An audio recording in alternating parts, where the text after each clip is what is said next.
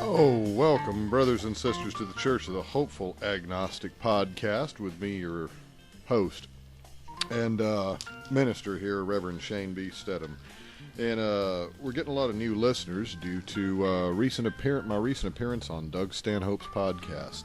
So just to let you know, if you found some of the old archived episodes, what is a Church of the Hopeful Agnostic? Is this an actual religious organization? Well, I don't know. If you want to listen religiously, then I reckon it could be. And you could listen every Sunday morning for this to be your Sunday morning religious thing. So, and what's a hopeful agnostic? I mean, is there some sort of code or, belief system here within this, podcast? No, not really. It's something I thought of one day. I'm essentially agnostic, as I believe everyone is, because nobody knows. None of us know. Nobody knows whether there is something. Nobody knows whether there ain't something. I just hope to God the, fundamentalist ain't right, or we're all up shit creek with a turd for a paddle. But hopeful agnostic, what's a hopeful agnostic? Well, I'm agnostic, but I hope I get to see Elvis. Hope I get to meet Elvis. I just think it would be a shame if I didn't, and I'd like to see my grandma again and a particular dog. And my wife and kid. There's people I'd like to see again, but the Elvis thing, that's really it. That's why I'm a hopeful agnostic, because god damn it, I want to sit down and eat a big old plate of catfish with that man sometime. Well, this episode is actually going to be a Swapcast. A little while back I had mentioned that I got to appear on Doug Stanhope's podcast, and we're going to do this in two parts, because I'm going to talk about some other shit. So that way we can divide this up, make it two parts, because podcast bay just gives me like an hour at a time. So we're going to split these up into 2-hour episodes. But what we'll do is just go ahead and go right on into this. And, I'd like to say, again, like to thank Doug and Greg Chaley, fucking wonderful guys. And I mean, the show was amazing. Doug Stanhope, Andy Andrist, and Junior Stopka. And this podcast was recorded in the seedy, roach-infested motel room of the Motel 6 in Fayetteville, Arkansas on College Avenue. Try it sometime. Actually, if you want to go even lower, I told Doug he should try the Chief Motel next time. He wants to go even lower. Junior Stopka was, got to meet him, didn't get to meet Andy, talk with him as much as I'd like to. He stopped in while we were podcasting, passed out on the bed for a minute. Then my wife and Junior Stopka made silly faces at each other while we were podcasting a bit, and then Junior passed out. And then Doug and I just shot the shit, more or less. He had me just tell the story of me being on the lam for about 9 years, and it's a wacky tale. The Fugitive, starring Don Knotts, as I often say. So we're just going to get on with this, and we'll cut out as it's getting close to an hour, talk about a little bit of shit, and then have the second half in another episode. So, got my holy water here with an extra wedge of lime, and I hope you got one the same. Pour yourself up a nice gin and tonic, sit back, have a nice relaxing smoke, and listen to this Swapcast with Doug Stanhope.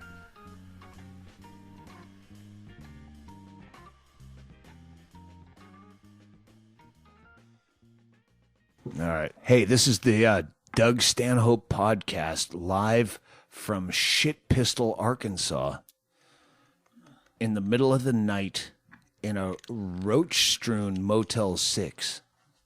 Actually, I shouldn't even say Shit Pistol. I should actually say Lafayette. What's the Fayetteville. Fuck, Fayetteville. Oh.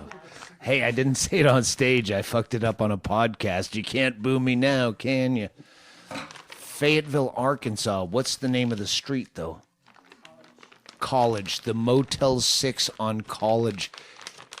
I should have known when we checked in, because they have a big blown-up sign at the front desk. No refunds after 10 minutes of checking in.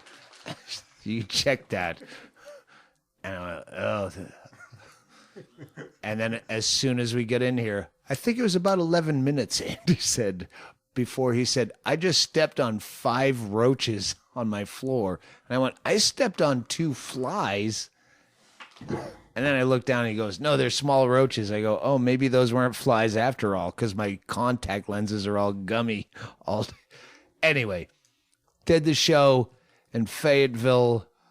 Arkansas is a very underrated state.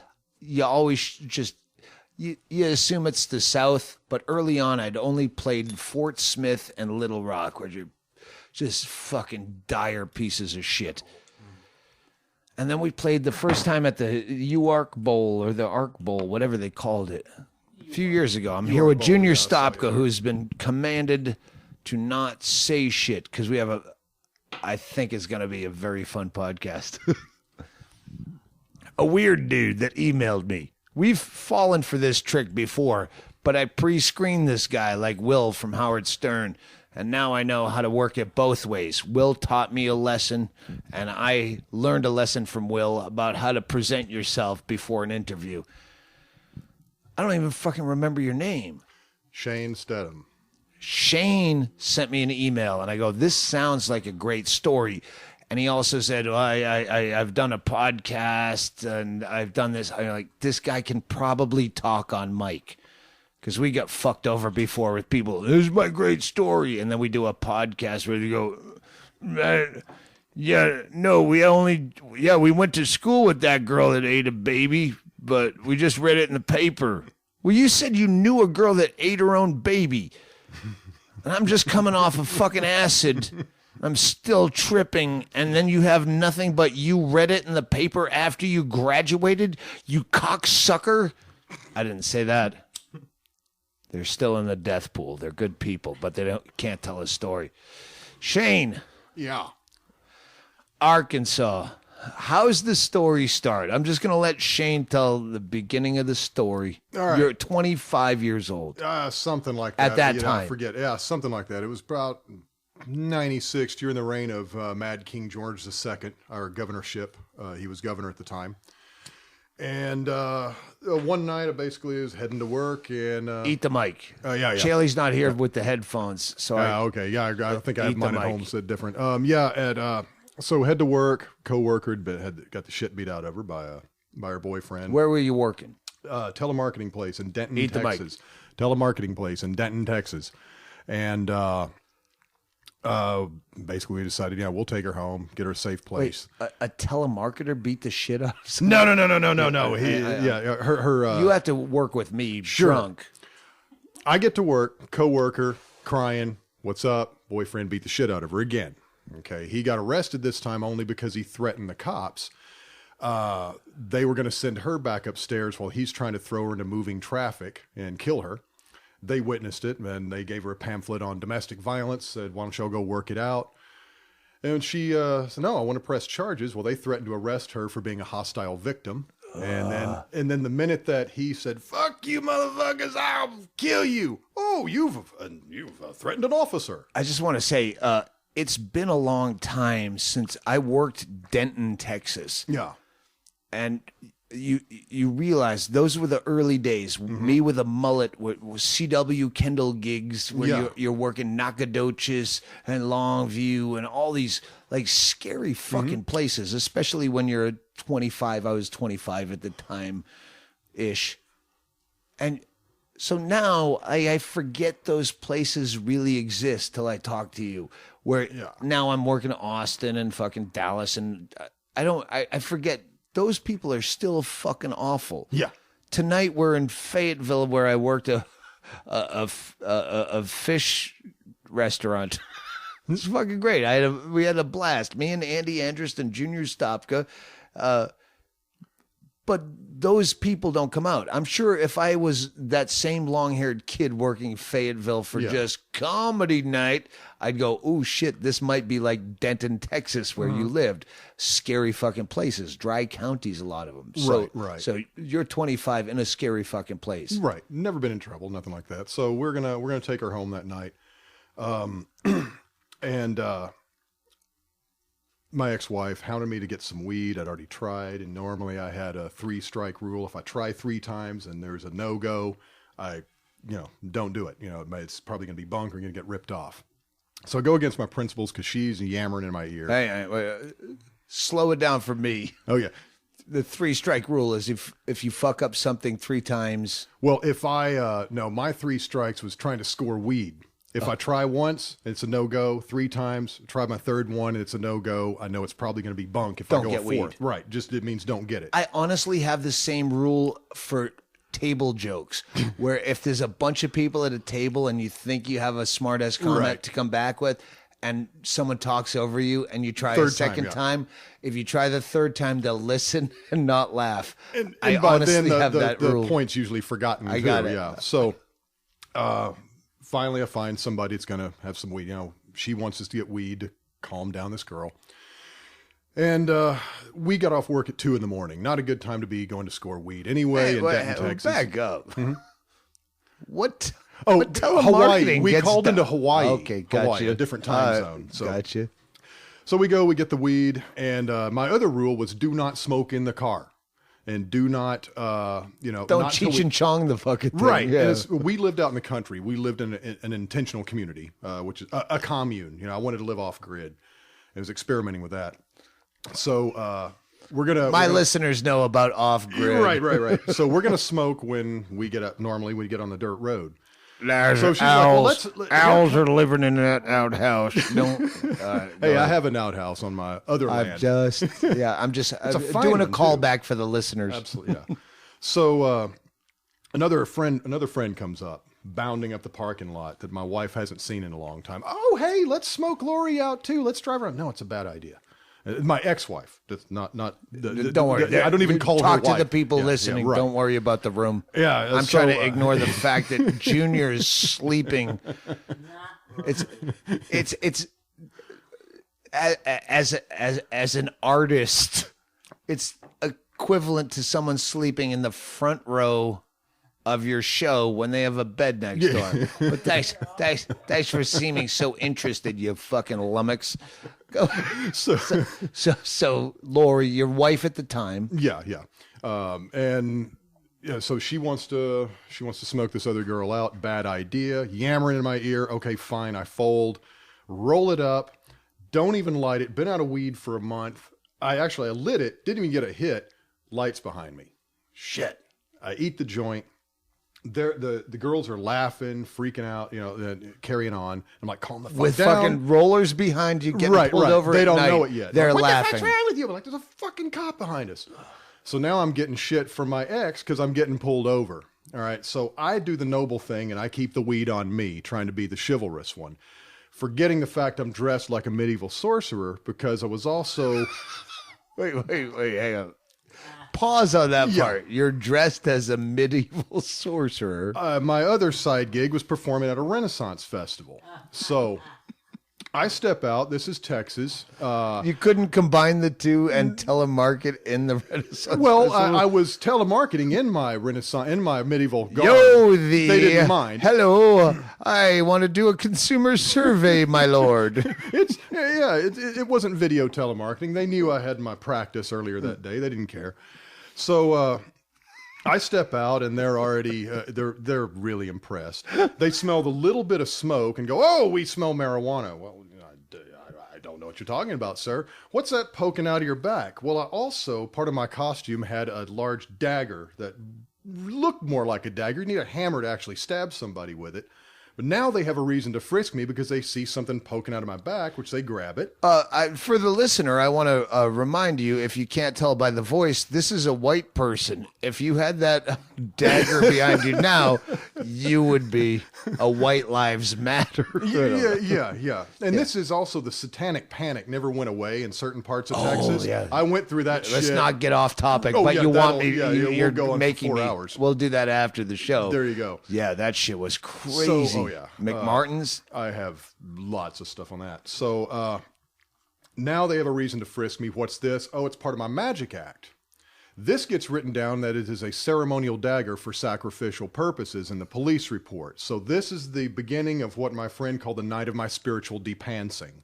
Now I'm arrested. They. He wanted to smell my breath. What's the charge? Oh, the charge. Stay on, Mike. Oh yeah, charges for the weed. They found the weed because now they had to pat me down because of the knife. And they're charging me for unlawful carrying of a weapon. Thank God it wasn't actually a concealed weapon. Just to back up a minute, the year roughly. Because weed charges have fluctuated. That's just it. In Texas, even at the time, people in Arkansas, once I got here, said they were going to send you away that long for a dime bag of weed. I'm like, how long? They were going to put me in jail for 1.5 years for this weed. But because the knife was there too, that was part of my costume. It was a magic prop, which had, happened to be in there. So now I'm going to jail for the weed and the... Hang on, no, you're going to jail for the weed. Don't we won't edit this shit out because podcast gets fucked up. Yeah. I'm just worried about you being off mic because Chaley just got back and he can put headphones off because you keep talking off mic. Making sure the levels are good. So Chaley, at some point, reach over his shoulder. So you get busted for the weed. Yep, and the cop. What did he say? Well, he was like, he wanted to smell my breath. I hadn't even smoked any yet. It's like, oh God, this guy's bait. So now they're also going to give me a DUI, driving while intoxicated. I didn't even smoke it. I got a taste of it and had to eat the thing. And he's going on how his eyes are burning, my teeth are green. That's a sign of, a chronic marijuana smoker. That's a sign of Denton, Texas. Right. And I had nice choppers in. I know they weren't green. So I get booked, blah, blah, blah. They're giving me shit about my magic props. How much of this magic the stuff you do is real. If only I could have done the Balducci levitation and levitated right then, I'd have had them. But spend the night in jail, very uneventful. I get out the next day. The girl I actually went to rescue bailed me out. She felt bad about it. So now it's nearly a year later, my court date comes up. And that was, I'd gotten a few letters from a lawyer. The lawyer I secured, I didn't know anything about being in trouble. This is the same thing I did with my first time you've ever been busted. First time I've ever been in trouble, yeah. I wouldn't know shit Had a couple at that of close run-ins, which, by the way, Officer Gulkey, they didn't find that big grocery bag of mushrooms that time.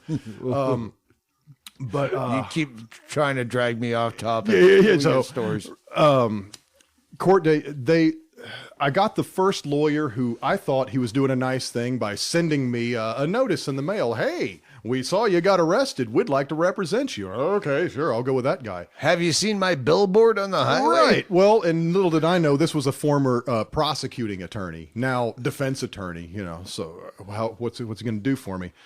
He's talking about, we're going to get this dropped. I had a letter from Hawkwood, the Renfest, that the dagger was, part of my show. Even staged a picture with it, They never looked into any of this. They kept sending me notices of, you got a court date coming up. I'd call them and ask them about it.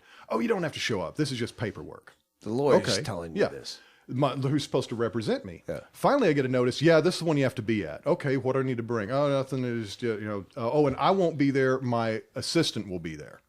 So this guy who's not even bar certified yet is going to represent me. And the minute I get in there, he finds me, says, okay, here's the thing, sign this. I'm like, what am I signing? Well, you're agreeing to go to jail, county jail, starting today for 1.5 years. No, I'm not agreeing to that. What are we dropping here? Aren't you going to defend me?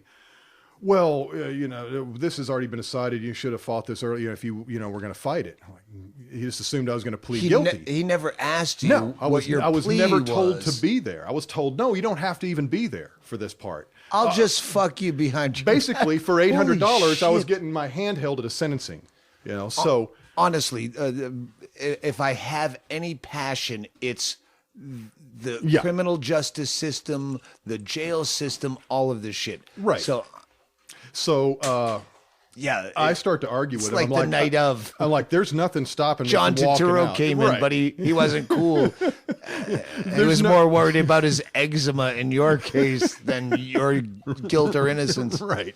Well, there's no, there's nothing stopping me from walking out. I'm like, I told him that. So he goes back to this guy who looks like a toad with a tie 3 times too tight, a roll of fat hanging over his neck, and that's the prosecutor. He's going to make a deal with him. And goes back and talks some more. I got these letters. So finally they agree to 2.5 years of deferred adjudication. Okay, what's that? Apparently, it's what like does that mean? probation. They explained to me, if you so much as get the slightest, traffic ticket, you'll go to jail for 2.5 years. Oh, fine, I'll sign anything. Just keep me out of this. Oh, and it'll trump up to a Get out of misdemeanor. jail. A lot of it was bullshit. Wait, are you in jail this whole time? No, I was just in court. No, didn't have to. Only spent one night the night I got arrested. This is like 6 months later. My court finally came up, but they were going to send me down that day. So I get him to agree to 2.5 years of deferred adjudication, and I ask him, why is it so stiff for this little bit of weed? Well, that dagger charge, which they agreed to drop, but they're still holding it against me because, as he said, they think you're a Satanist. Like, well, fuck, is that illegal? Doesn't matter. They're going to hold that against you. So the guy who was beating the shit out of a girl trying to kill her got time served, 1 night in jail. They're going to put me away for a year, 2.5 years, whatever. Okay, so fine, I signed this, good. I'll stay out of jail. I'll be clean. I just got, that's the only thing I did was smoke weed. So I meet my probation officer 3 days later. I walk in, and I'm going to be chipper. I'm going to be happy. I'm going to be, this guy's going to say I'm a good guy. First thing I see tattooed on his knuckles is Jesus, which looks more like sausage, because he probably looked in the mirror to put it backwards. And now it's backwards. And of course, one letter's over here, and it doesn't look. This is who? This is the probation officer, and he's just tapping on his desk, and he's built like Popeye. He looks like the world champion Olympic double-fisted masturbator because his forearms are massive, and he has like skinny upper arms, and he's just sitting there glaring like someone sold his asshole shut, and he's trying to pass a brick, just drumming on the desk. And I'm like, hello, sir, how you doing? Like, what kind of church says you can carry a big old knife around? I'm like, what? He said, says right here you carrying a knife for sacrificing. I'm like, no, sir. That was, I gave the explanation. So you don't have any respect for the police. Hang on. I'm assuming in your defense, you're saying this as a 25-year-old kid. Yes, yeah. You're not saying it with the confidence you do after you've told this story to a bunch of people over a course I'm more of stammering, decades. yammering, sweating. But I shitting my didn't do pants. this. Right. Yeah. So he I said, know And he this goes story. on a rant about, well, if only my church had let me carry an AK-47, I wouldn't have to deal with half you shits. All right, fine. Okay, well, they're going to take a piss test. Okay. I'd been clean for 3 months, ready for that. I pee in this cup, and before he's even dipped the thing, he's decided I'm going to jail. And I don't even see the line. He's saying there's a line on it. And he just says right there, I'm sending you back. I don't have to. You're the West Denton one. Yeah. Oh yeah, exactly. Yeah. Good one. Yeah. And, he says, you've got 3 days to turn yourself in or we'll come get you. We know where you live, blah, blah, blah. I'm scared shitless. Little did I know that was really a big bunch of bullshit. He could have revoked the probation. I don't know. So I call my piece of shit wannabe lawyer. And he says, oh, yeah, he's a good guy. Let me give him a call. Guy didn't call me back. I spend the day trying to call him back. Finally, he's like, yeah, I don't really know what to tell you. If you want me to represent you in an appeal, I'll be happy to do that. Okay, well, fuck me. I'm getting the fuck out. And not that I was afraid of anything, really thought anything was going to happen at Y2K. Okay, so this wasn't, this was coming more like 98. Now we got it right. Yeah, it's getting close to Y2K. I was more hopeful. I was ready to party like it's 1599. And plus I saw this will wipe the slate clean. Good. I've got debt. I've got a warrant, that'll wipe it clean. So yeah, That's very funny. I had some food stored. All this things in youth where you go, oh, Y2K will eliminate all. I don't have to file taxes. Right. I'll get away with all this stuff. Those too. The computers will never catch on. This internet is a fad. Right. No one will ever buy the internet. No. Go ahead. So at that point, because we were living on this commune sort of thing, there was a guide to intentional communities, which now the new C word for me is community. Like communes, basically. So most of these you you go on the run. Yeah. I'm getting ready to. I'm like, I've got 3 days before they come get me. I've got pigs, where do you goats, find chickens. this commune? I go into the book of intentional communities because we were a member of the Federation of Intentional Communities or whatever this shit is. It still exists. And looking for the nearest one that would take us immediately, which most won't. most of them want you to, yeah, we'll schedule a visit. You can come stay for a week, see if you like us, we like you, come back, and we'll vote on you if you want to be a member. And then you pay a hefty fee. This one was like, It's another fucking this podcast. like, oh, y'all guys are altogether. young? Y'all guys are young? And you've got food stored and you want to come now? Sure, come on. Should have raised a red flag. Now, they claimed that they were democratic process and all that. We get there and everybody's talking about this. You know, I have like 3 days to pack all the essentials in my little Toyota truck, find homes for my potbelly pig who lived in the house. You can get comfortable like Junior was. Just oh yeah. Yeah, this pig was, as to quote Samuel Jackson, he was 10 times more motherfucking charming than Arnold. You know, he lived in the house and he knew we were leaving. He was sad. That was heartbreaking. You had a potbelly pig. Was that? Oh, that was last night. I made a joke about a potbelly pig. Yeah, that was tonight. Oh, Somebody in bed tonight? with their potbelly pig. Yeah, the drunk guy. Oh. Yeah. All right. Yeah. So we got a home for the animals, all of this shit. Fucking potbelly pig. And that's hilarious. I just talked about that on stage as a random thing. Yeah. Yeah. So, Very good. yeah, they're like, come on. So, yeah, 3 days later, we haul ass. And the saddest thing was it was my sainted grandmother's birthday coming up, her 80th birthday. I was supposed to be there and had to just call her and go, I don't think I can make it.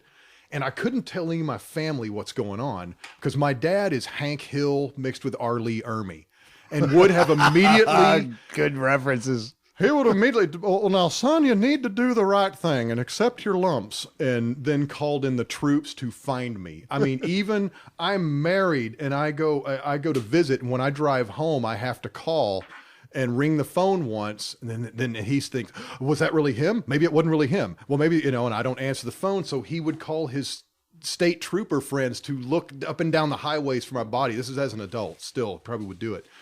So I can't tell my family anything that's going on. I just take off. I call them when I'm about to hit the Ozarks and go, I'll let you know at some point. And they shit bricks because I'm the first one to move more than a couple of hours, from shit splat, Texas, And I don't know where the fuck we're going. Never, I visited Fayetteville once.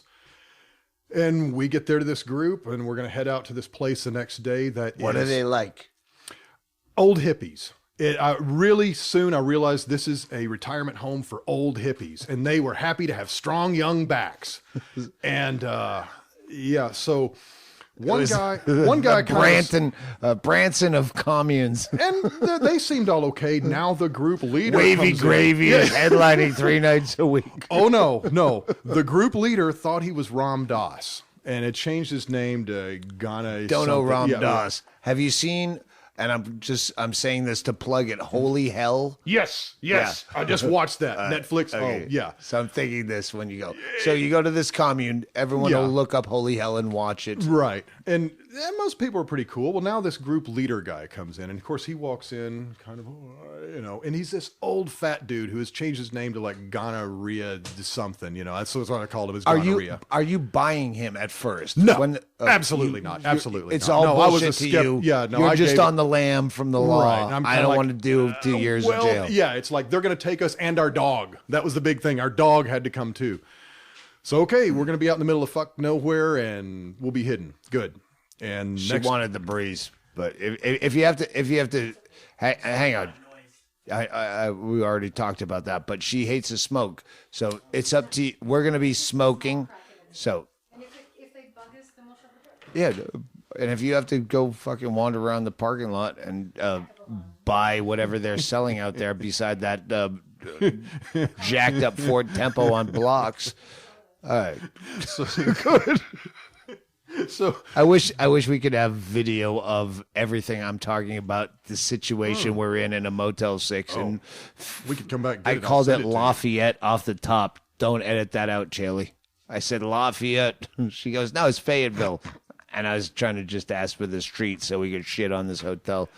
So, go ahead, Shane. Yeah, the guys, I'm not buying it. Yeah, he's talking about the diva of the land has informed me that there shall be no meat or any animals taken from the land. I'm like, fuck you, I'm a meat eater, And first thing I do is I get out there, I kill a rattlesnake and eat it, because there's no meat. And so the next day, we're all going to head out there. All right. you have to either drive. This was land that this guy bought in the 70s. Now, this is why this area is interesting. A lot of hippies. Tell me again where it wasn't. This was Fayetteville. still northwest Arkansas, like what they consider the 4 northwest counties. It's around here. It's still the kind of, in the 70s, a lot of hippies came out here and they just sort of hybridized in with the hillbillies. And so you'll meet out in Booger County, you're going to meet Mystic Bubble McCoy and, Moonfeather Hatfield, shit like that. Yeah. So he bought this land back then, him and his wife homesteaded, hippie homesteaders. And this was remote as fuck. You had to either drive across the creek 8 times and only could get through in the driest time of the year or hike for 2 hours.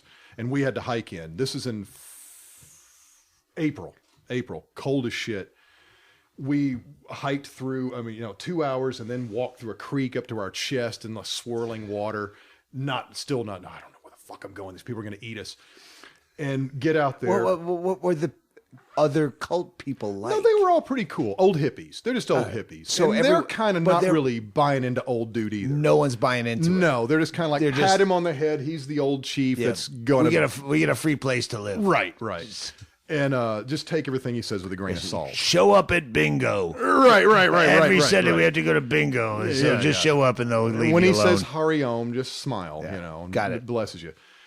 And he pretty soon, he asked me, how do you feel about protection devices? And I said, well, if you're going to, poke a weird hole. Protection devices? Well, yeah, he calls them protection devices. And I think, well, if you're going to poke a weird hole, wrap that thing. He said, oh, no, I mean firearms. I thought he meant a condom. But he's talking about guns. I'm like, oh, no, you live out in the woods, you need a gun, Okay, well, we have a few and protection that's when you devices. pull your plastic saber out of your back and go, I got a protection device. So what turned into a couple of shotguns within a few weeks is becoming more and more dragging in buckets and buckets of ammo and talk about the marauding bands that are going to come through and devastate us at Y2K.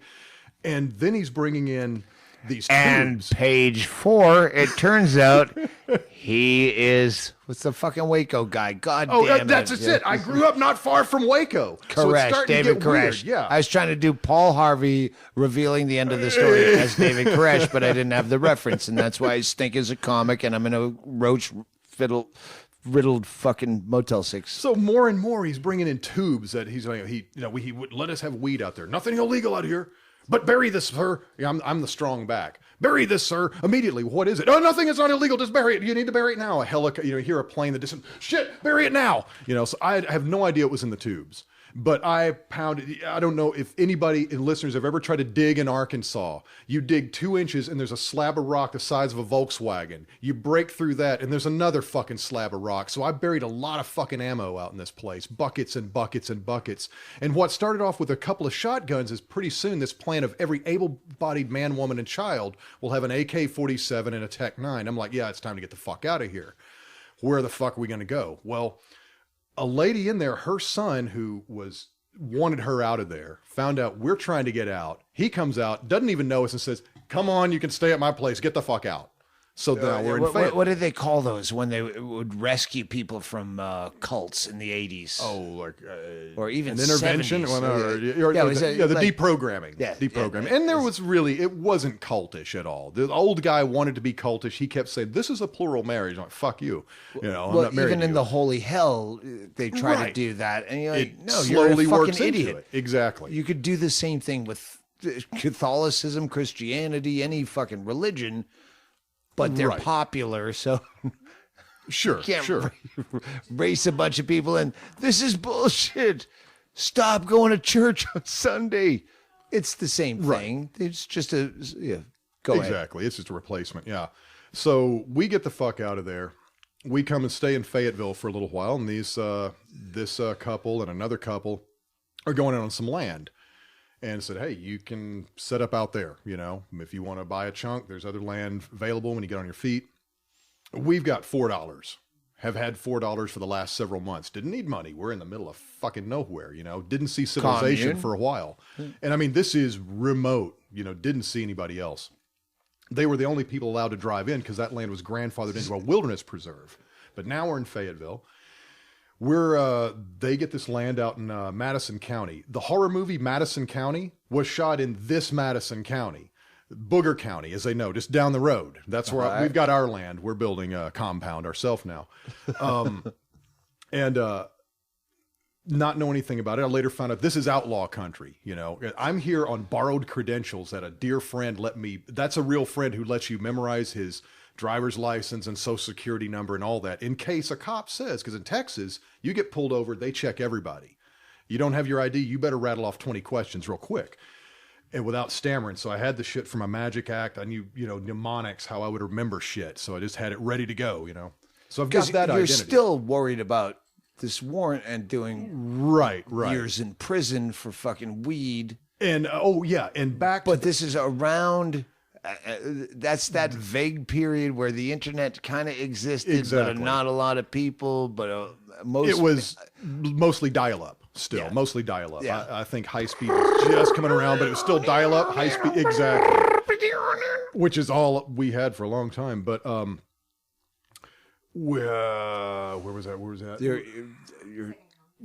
Second. We get the fuck out of there. We're out in Booger County. Yes, thank you. Out in Booger County, and we're looking at this land. The first night out there, they've sold on the land or closed on it, and said we can set up a camper out there, stay there. Now we meet the locals. This is my first locals in Booger County I've met. And this guy rides up, four-wheeler's coming up. We're in the dark. It's dark out there, and we hear two shots. One whizzes past us. Guy comes up on a four-wheeler. He's got a deer. He's like, howdy. We're like, hi. He said, yeah, it's my hunting land. And I said, okay, well, we just bought this land. It's my granddaddy's land. It's where I hunt. And that's the only thing, his only response. So, we just bought it. Yeah, it's where I hunt. Okay, this is going nowhere. Well, I brought you a deer. Threw us a gut shot deer, which is, it's spoiled meat. And he shot it in the gut. It's nothing. Okay. One shot, Nicky. Yeah. It's a deer hunter reference. The thing's still twitching, like, okay, yeah, thanks. And he drives off, shoots two more and brings them to us. Like, okay, stop. Why don't you take these? I don't shoot them. I don't need them to shoot and be shooting them. I'm like, oh, fuck. Well, now he immediately, the next day, starts setting up his shooting range across the fence, aiming towards where we're at, which eventually we retaliated with a lot of bottles full of dry ice and hot water that every night when he'd come home from work and fire every gun he had, they blow up. They sound like a stick of dynamite. All right, I'm saying, okay, I get to back up. You're on the lam. Mm-hmm. You have $4. Where the fuck? You're out in the middle of nowhere. Yeah. Where do you find dry ice? Dry ice. Oh. Well, the other lady, this was later on after the other couple had established out there, when she would bring ice cream, from in town, she would pack it in dry ice. And that's where I would get the dry ice. Right. And then we would fill these full. I got my bullshit detector on all the time. Yeah, you're right. I can back it all up. As outlandish as it sounds. No, you're doing good. So we would hurl those behind his trailer house and they would blow up. And then he'd shut up, for a while and stop shooting his dogs. So that was Tim we dealt with for a while. So we're in this trailer freezing our asses off, and finally I realized this isn't going to work. So I come up with an idea. I'm going to make a wigwam, not knowing how to make one. And I make them look like a giant trash bag. It was a neo-primitive wigwam wrapped in visqueen, but it was styling. Much better than I won't even ask where you got the visqueen because I trust you. Yeah. I lived in that thing for 2 years, had adobe fireplace, stone floor, deer hides on the, for carpet. And so during this time, there's a place down the road called Terra Studios that they make the little glass bluebirds. You've probably seen all over. They're world famous. And they have a restaurant. And I get the idea, all right, the only means of making money I've got right now is probably my magic act. I'm going to go there and see if I can table hop. I get a gig there. So now, one thing I got to back up. At one point, that whole thing about the hippie hillbilly hybrids, I thought maybe the best way to blend in, just in Arkansas in general, back in the 70s, the hippies blended with the hillbillies, so that one word name is kind of common. And my ex and I thought, how better to blend in, but in plain sight in some fringe group that's just kind of like, okay, So I had a lot of different Crowley books, things like that. Your name was Free Visqueen. No, your name was. How the fuck did you get dry ice? I come up with something about. I've looked through a book one day. It's like, what is this? Nahash. What does this mean? Oh, it's the Hebrew word for serpent. Well, that sounds interesting. I'll go by that. And the first time somebody says, "Oh, you Cherokee?" No, that's Hebrew. "Oh, you Jewish?" Without even thinking, I went, "Yeah." So now have my identity, also a borrowed identity, and now I'm Jewish, and now I'm living in a wigwam, thinking I'm completely hidden out, scared shitless of cops. Anytime we do go out anywhere, I'm like, Jesus fucking Christ, it's a cop, and because shit I dealt with in high school, locker rooms and all that, jail is gonna be, no, and I'm just not going. I'm a fucking grown adult making a good living. I'm a homeowner. Yeah. I do nice things in my community. I see a cop. I'm fucking terrified. I have nothing on me. I haven't done anything illegal. I'm fucking terrified. And that's not what cops should represent. No, that night, But nobody protected and There's a served reason that that you're terrified of police. And And that's especially their Texas. fucking problem to fix. And then Especially when Dallas Texas. happens, that's your PR problem. But go ahead. But my first encounters with cops in Arkansas, holy shit, they were people. That's where I live now. Right. I live in a small town. The way where it describes is very similar. You meet everybody. You know their people. This all boils down to every conversation we have with Chad Shank and myself drunk. Well, it's too many people because when we know the cops there. They're human beings and they're not. And they have to act responsible in the same way. They can't go to Safeway if they kill an unarmed black youth. Right. Small town, it definitely is different. Happened one but time. I think I'm completely hidden gone. out there, and I Anyway, go to the little country store, which everybody's sort of accepted. Okay, they don't really say a lot about themselves. They're probably hiding out. It's outlaw country. They know it. And another just could be a whole podcast about our the outlaw sheriff that went for 30 years. But I'm standing out there outside the little store, and here comes a cop, pulls up. I'm like, oh, fuck. He starts walking, does a beeline, walking right towards me. Oh, shit. Hang on. Hey, how you doing? You're a long hair now. Yeah. Right now yeah. you look like... I'm looking more hillbilly. I look like I blend in at that time.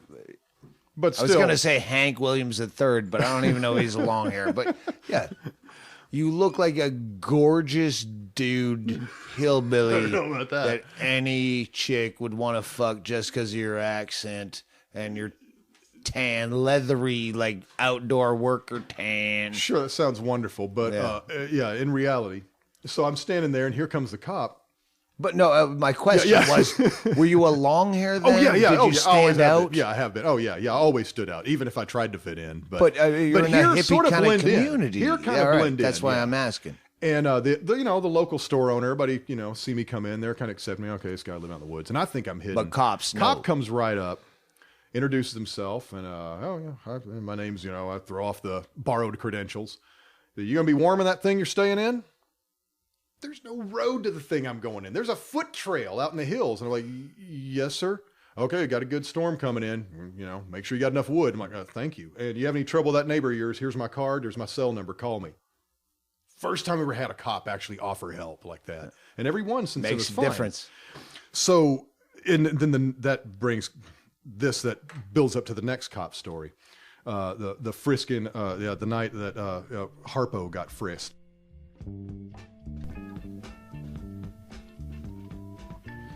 Oh, well, brothers and sisters, that was the first half of the wacky tale of me on the lam.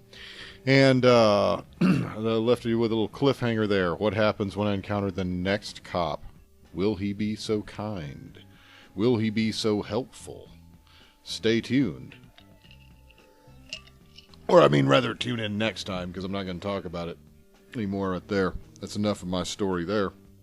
I have had, people keep telling me I need to write a book because I've got some interesting stories. Trying to work them into some stand-up, some stuff like that.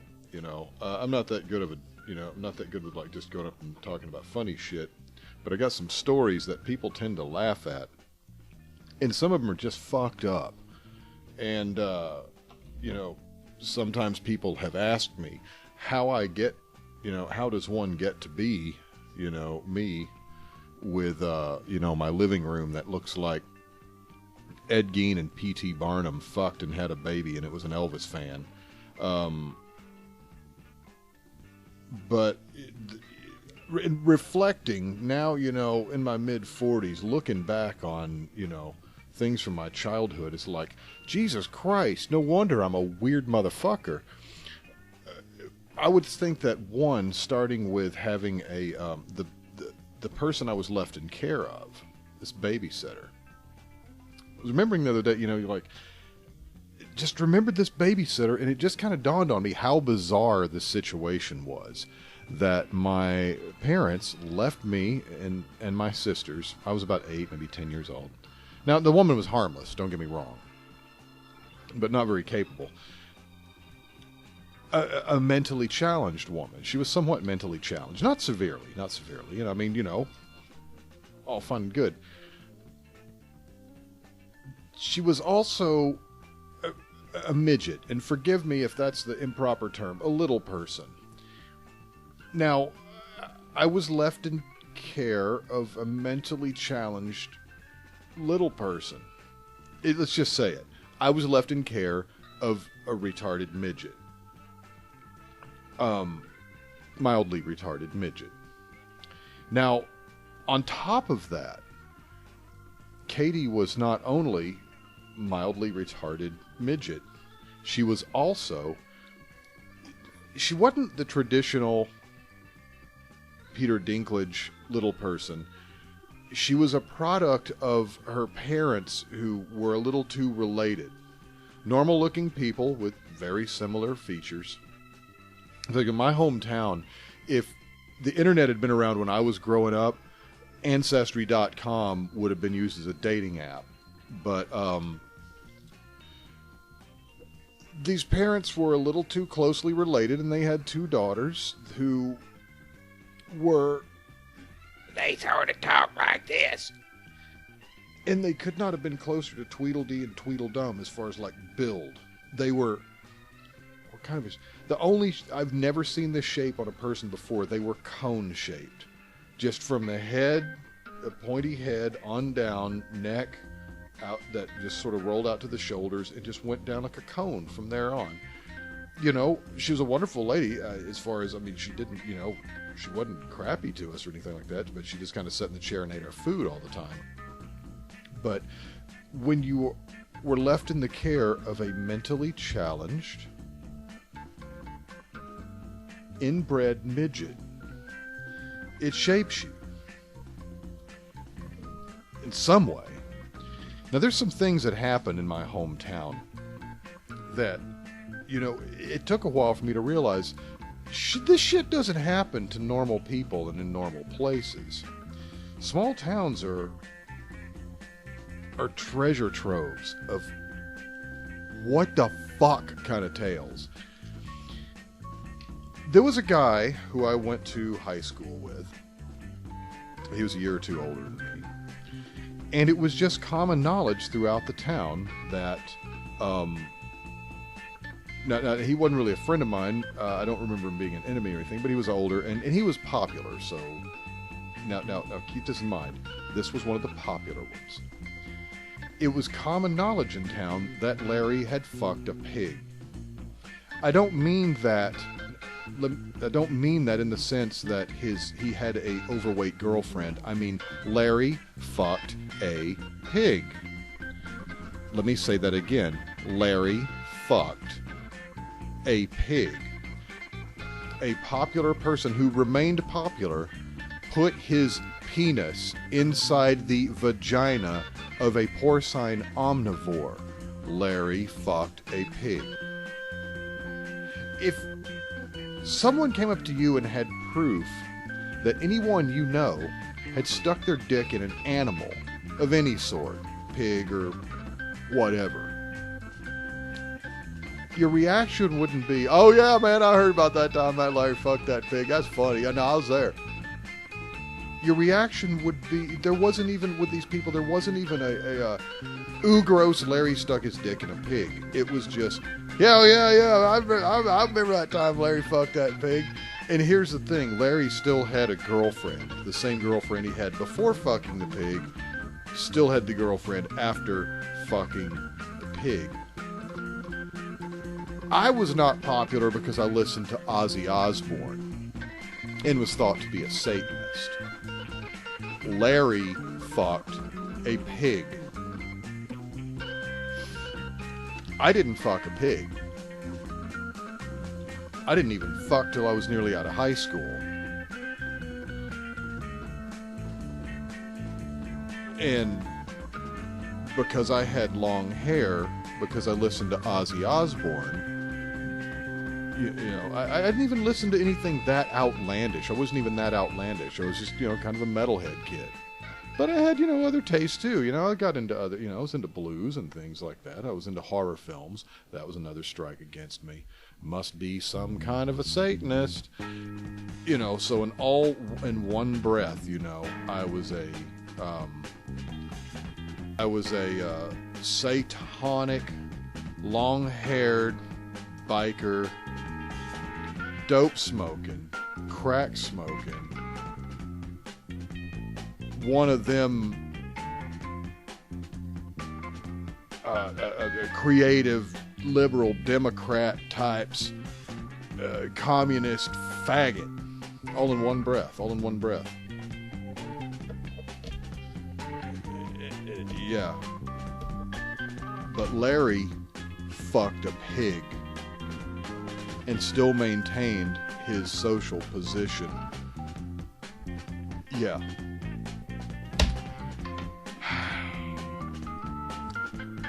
You can't make this shit up, folks. Larry fucked a pig.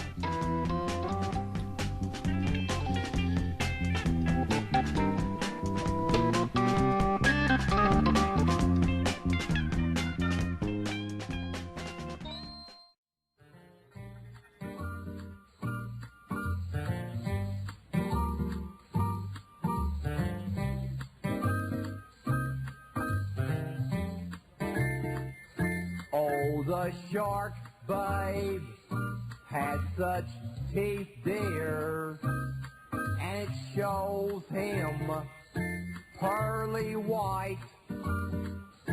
Just a jackknife has old my keep, babe, and it keeps it out of sight. You know when that shark bites with his teeth, dear, scarlet billows start to spread. Fancy gloves, oh, where's old my Keith, babe? So there's never a trace of red. Now on the sidewalk, woo, sunny morning, lies a body just oozing light. Hey, it's someone sneaking round the corner. Could that someone be Mike the Knife? There's a tugboat, putt, down by the river, don't you know? With cement just drooping on down. Whoa, that cement is there for weight, dear. 5 will get you 10 old Mackies back in town. Now did you hear about Louis Miller? He disappeared, babe, after drawing out all of his hard-earned cash. And now my keep spin just like a sailor. Could it be that he did something rash? Letting not a hop, yes, cookie tawdry. Look out to Miss Lydelia and old Lucy Brown. All the line forms on the right base. Now that Mac is back in town, I think you da-da. Whoa, Suki Tawdry, look out to Miss Lydelia and and old Lucy Brown. Yes, that line forms on the right bait. And now that Mag is back in town.